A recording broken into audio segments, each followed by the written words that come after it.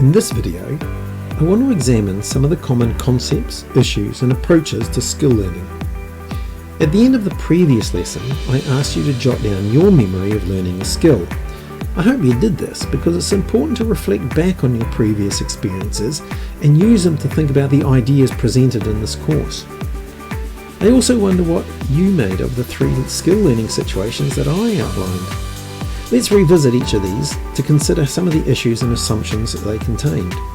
Firstly, there was my tennis coach who believed that the technique of the forehand skill could be broken down into its component parts that would then each practice separately, and then as they were mastered, linked together into the complete action. What do you think his assumptions about skill and skill learning were? Some of the obvious ones seem to be that there is a correct technique to the forehand that can be learnt by breaking it down into its component parts. Once each individual component has been practiced, it can be added into the movement sequence of the skill, and that the technique of the forehand had to be considered and understood before you practiced with a ball. In the second scenario, my soccer coach had a very specific way he organised practice sessions. This seemed to be very similar to my experiences of physical education. The standard pattern was to warm up, identify a skill that needed improving, or perhaps introduce a new skill, participate in lots of drills that provided a lot of practice, and then play a game at the end. What do you think the assumptions were and the beliefs about skill and skill learning were in this scenario? Some of the obvious ones seem to be that drills that provided lots of practice of the skill would enable learning. Sometimes skills that were practiced in isolation would transfer to the game setting, and that the game at the end was a fun way to finish the lesson and didn't really add anything to the learning of the skill. Thirdly, there was my daily shooting practice. Here the aim was to get better at shooting by putting in lots of practice. What do you think my assumptions were? Some of the obvious ones were, well, practice makes perfect. The more practice you get, the better at shooting I'd be. The skill of shooting could be learnt and mastered, isolated from the game, and that perfecting the correct technique was an important part of the practice. These memories, along with yours, highlight some of the concepts and issues that are important to learning skill. For example, there is the concept of practice and its role in learning. Is the quantity of practice important? Does lots of practice lead to perfection? Are some forms of practice better than others? Then there's the concept of technique and its role in effectively performing a skill. Is there a correct or ideal technique? Should we try to correct someone's poor technique? What about the concept of drills and their role? Does repetitive practice in a drill situation facilitate learning? How should we structure a drill to provide good practice? Then there's the concept of feedback and its role. What sort of feedback helps learning? Should we provide corrective feedback when we see someone doing something wrong? It may be worth pausing here to reflect on your experiences. What is your view on these issues? What would the good teachers and coaches in your life say? Hopefully we can add to this knowledge and perhaps even challenge or expand it by looking at some of the research on skill learning. Our starting point is to consider how the beliefs and ideas about skill and learning construct different approaches to teaching and coaching. There are 3 main approaches that are worth identifying.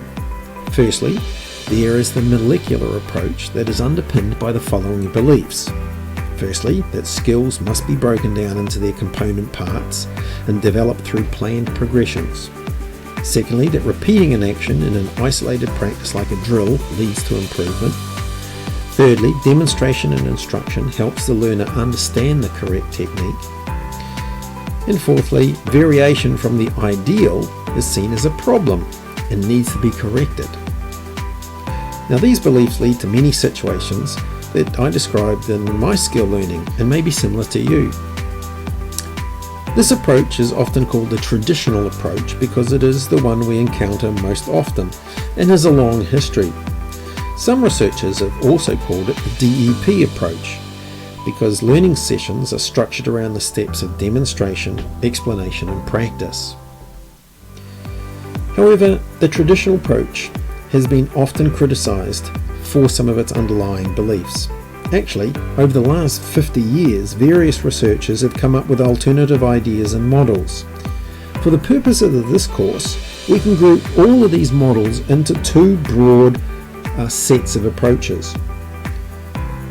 Firstly, let's consider the game-centered approach. The game-centered approach is based on the following assumptions.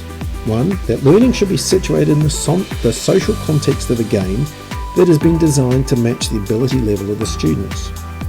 Secondly, games can be categorized by their common tactical nature. Thirdly, understanding should be the basis of performance. And fourthly, learning in games go beyond the physical to also develop and validate students' social, personal and cultural identities. While there are different people who have advocated for different game-centered models, perhaps the most popular game-centered approach is the teaching games for understanding model. We'll look at this in more depth in the next video. In recent years, there's been an increased interest in the constraints-led approach. The key beliefs underpinning this approach are that players are complex systems performing within complex systems. Skills are coordinated actions performed in relation to the flow of problems in game contexts. That skill involves perception-action coupling. And that learning needs to be situated in authentic game-like situations. These beliefs have been expressed most readily as nonlinear pedagogy, and this is something else we will look at in more depth in another video. It is important to remember that identifying these three approaches is a useful academic exercise aimed at helping us to examine the different ideas that exist around teaching and coaching, skill and learning. To a large extent, each is useful when we contrast it with the other, and each is often a response to the limitations of the others. In reality, there is a lot of blurring between these approaches. For example, modern ideas around game-centered learning are heavily influenced by the ideas of nonlinear pedagogy. But for now, the key thing is to understand that we have three broad approaches to skill learning that will influence how we structure the lesson or practices that will facilitate skill learning.